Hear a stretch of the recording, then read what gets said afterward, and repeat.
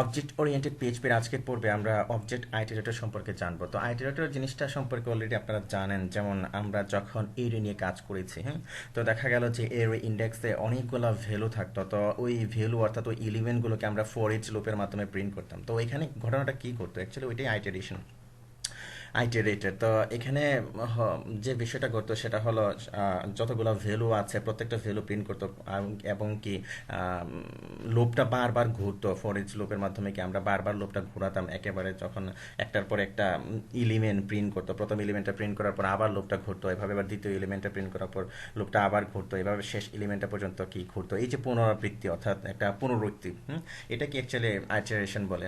তো আজকে আমরা দেখবো যে পিএইচপি অবজেক্ট আইটারেশন।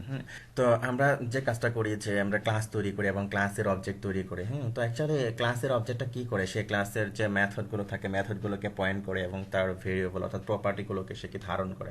তো আপনি এই সেই অবজেক্টটাকেও আপনি কি করতে পারেন, ফর ইচ লুপের মাধ্যমে আপনি আইটারেট করতে পারেন। তো আর তখন যে প্রপার্টিগুলো আছে প্রপার্টিগুলোকে নিয়ে আপনি কাজ করতে পারেন, কিন্তু প্রপার্টিগুলো নিয়ে কাজ করতে গেলে অবশ্যই তার ভেরিয়েবল যে স্কোপগুলো থাকে, প্রাইভেট, পাবলিক, প্রোটেক্টেড, সে অনুসারে এগুলো অ্যাকচুয়ালি কাজ করে। তো এই বিষয়গুলো আজকে আমরা দেখবো প্র্যাকটিক্যালি। যেমন ধরুন, আচ্ছা, আমরা এগুলো নিয়ে কাজ করেছিলাম, সাপোজ আমাদের কোনো কিছুর দরকার নেই, আমরা এগুলো রিমুভ করে দিচ্ছি। আর ক্লাসেসের মধ্যে আমরা একটা ফাইল নিচ্ছি এখানে, সাপোজ আমি এটার নাম দিলাম যে পার্সন ডট পিএইচপি। ওকে, তো এখন আমি এখানে একটা ক্লাস তৈরি করব, পিএইচপি। আমি লিখলাম যে ক্লাস পার্সন। ওকে, তো ক্লাস পার্সনের মধ্যে আমরা কিছু মেথড লিখবো, তারপরে কিছু প্রপার্টি লিখবো। যেমন ধরুন আমি এখানে লিখছি, আমি লিখলাম যে নেম।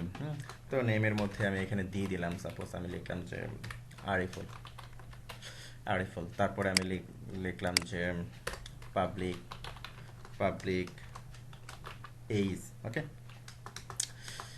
তো এইজের মধ্যে আমি এখানে দিলাম 18। ওকে, তারপরে ধরুন আমি দিলাম যে পাবলিক, তারপরে আমি এখানে দিলাম যে স্কিল। হ্যাঁ, স্কিল। তো স্কিলের জায়গায় আমি দিলাম যে সাপোজ ব্লগিং। Blogging just. তো আমি এখানে কি করলাম, কিছু পাবলিক কিছু প্রপার্টি নিলাম। তো আরও কিছু প্রপার্টি নিই, যেমন সাপোজ আমি একটা নিলাম যে প্রাইভেট। হ্যাঁ, প্রাইভেট। তো প্রাইভেট নিলাম আমি, ধরুন প্রাইভেট নিলাম আমি ইমেল, ইমেল নিলাম প্রাইভেট। তো ইমেল প্রাইভেট নিলাম। তো সাপোজ আমি এখানে ইমেল কিছু না দিয়ে, অথবা আমি এখানে একটা ইমেল দিতে পারি, যেমন আরিফুল, এরকম একটা ইমেল দিয়ে নিলাম। তারপরে ধরুন আমি পাসওয়ার্ড দিই। হ্যাঁ, একটা প্রোটেক্টেড প্রোটেক্টেড একটা প্রপার্টি আমি লিখলাম যে পাসওয়ার্ড। পাসওয়ার্ড। তো পাসওয়ার্ড সাপোজ আমি কিছু জাস্ট আমি 1 2 3 আমি 4 5 আমি এরকম দিয়ে নিলাম। ওকে, আর প্রাইভেট প্রোটেক্টেড এগুলোর কি কাজ অলরেডি আপনারা জানেন। প্রাইভেট হলো জাস্ট এই ক্লাসের মধ্যে সে অ্যাক্সেস করা যাবে, এই ক্লাসের মধ্যেই তাকে অ্যাক্সেস করা যাবে। আর প্রোটেক্টেড হলো এই ক্লাস এবং তার সাব ক্লাসের মধ্যে অ্যাক্সেস করা যাবে। কিন্তু এই প্রাইভেট প্রোটেক্টেডকে আপনি ক্লাসের বাইরে আপনি অ্যাক্সেস করতে পারবেন না। তখন আপনাকে আবার কৌশল অবলম্বন করতে হবে, অন্য সিস্টেমে করতে হবে। তো যাই হোক, আমরা কি করলাম, কিছু ইয়ে নিলাম, প্রপার্টি নিলাম। এখন এই প্রপার্টিগুলোকে আমরা আইটারেট করব কিভাবে, এই যে পার্সন ক্লাসের একটা অবজেক্ট তৈরি করে আমরা কি করব, অবজেক্টটাকে কি করব আমরা আইটারেট করব। হ্যাঁ, অর্থাৎ ফর ইচ লুপের মাধ্যমে আমরা এটাকে চালাবো আইটারেট করার জন্য। যেমন ধরুন আমি লিখলাম যে ক্লাস, একটা ভেরিয়েবল নিলাম নিউ পার্সন নিলাম। তো এখন সাপোজ আমি লিখলাম যে ফর ইচ এর মধ্যে ধরুন এই যে আমি ক্লাস নিলাম, তাই না, ক্লাস ক্লাস ইজ কি ভ্যালু, জাস্ট আমি এইভাবেই নিলাম, কোনো সমস্যা নেই। তো তারপরে এখানে আমি কি করলাম, এটা কি ইকো করলাম, ইকো। তো ইকো যে করব, এখানে ইকো করার জন্য যে কাজটি করবেন এখানে, যেমন সরাসরি আমি কি করি, আমি কিটাকে লিখলাম এখানে। হ্যাঁ, কি, অথবা আপনি এইভাবে লিখতে পারেন, কোনো সমস্যা নেই, কি। তো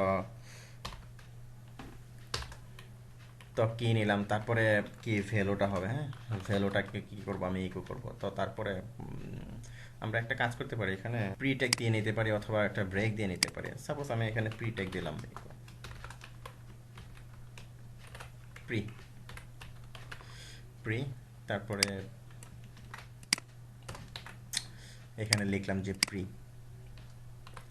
তো এখানে আমরা কি করছি, এখানে আমরা আইটারেট করছি কি, এই যে অবজেক্টের মাধ্যমে আমরা কি করছি, এই যে এর যে প্রপার্টিগুলো আছে প্রপার্টিগুলোকে কি আমরা আইটারেট করছি, হ্যাঁ?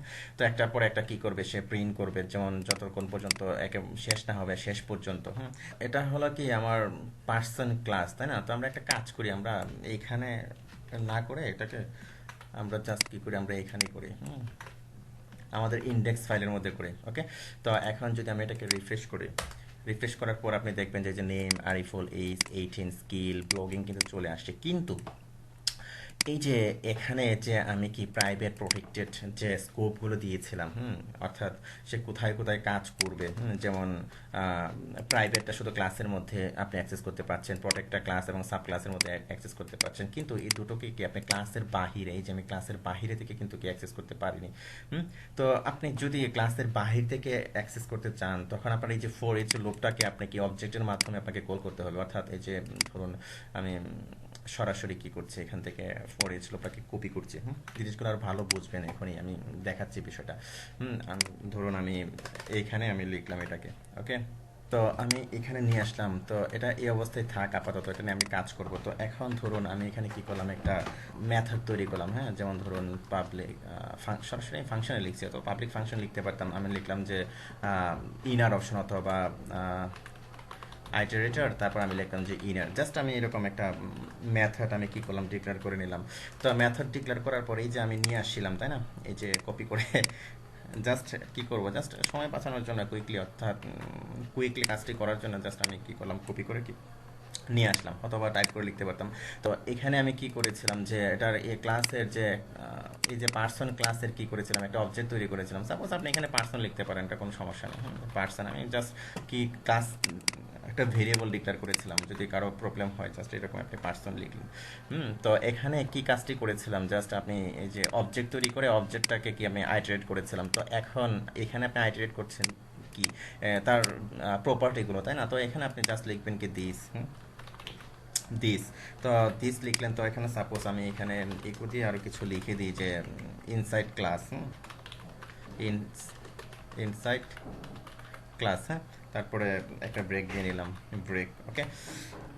তো ব্রেক দিয়ে নিলাম, তো ব্রেক দেওয়ার পর ধরুন এটা প্রিটেকের মধ্যে আছে, কোনো সমস্যা নেই। এখন আপনি কি করবেন, যে এই যে অবজেক্ট তৈরি করেছেন, তাই না, এই অবজেক্টের মাধ্যমে আপনি ওই ক্লাসের যে মেথডটা আপনি তৈরি করেছেন, এই মেথডটা আপনি অ্যাক্সেস করবেন সরাসরি, তখন দেখবেন যে আপনার প্রাইভেট প্রোটেক্টেড সবগুলো কি প্রিন্ট হচ্ছে, ওকে। তো এখন যদি আমি এটাকে রিফ্রেশ করি, আপনি দেখবেন যে এই যে ইনসাইড ক্লাস, ক্লাসের মধ্যে থেকে যেগুলো আছে এগুলো কি আপনি কি করতে পারছেন, আপনি আইটারেট করতে পারছেন, এখানে দেখুন যে এই যে ইমেইল যেটা ছিল কি প্রাইভেট করা ছিল ইমেইলটা, তাই না, এই যে ইমেলটা প্রাইভেট করা ছিল, তারপরে কি পাসওয়ার্ডটা কি করা ছিল, প্রোটেক্টেড করা ছিল, এই যে দেখুন পাসওয়ার্ডটা প্রোটেক্টেড করা ছিল, তার মধ্যেও কিন্তু কি আমরা অ্যাক্সেস করতে পেরেছি।